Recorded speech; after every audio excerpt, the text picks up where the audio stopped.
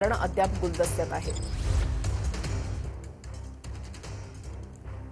ही दोन दृश्य जी आहेत, दोन मोठ्या भेटीगाठी झालेल्या आहेत ती आपण पाहताय। मोदी बागेमध्ये भेट झालेली आहे, कारण गुलदस्त्यात आहे। भाजपच्या संजय काका पाटलांनी शरद पवारांची भेट घेतली। या भेटीमागचं कारण अजून कळू शकलेलं नाही। तर दुसरी महत्त्वाची बातमी आणि महत्त्वाची भेटीगाठी म्हणावी लागतील ती म्हणजे शिंदे गटाचे नेते आनंदराव अडसूळ यांनी दादांची भेट घेतलेली आहे। आज सकाळी पवार साहेबांना फोन केला। जे मराठा समाज सांस्कृतिक भवन या नावाखाली गेले 75 वर्ष ते मंडळ काम करतं सांगलीमध्ये।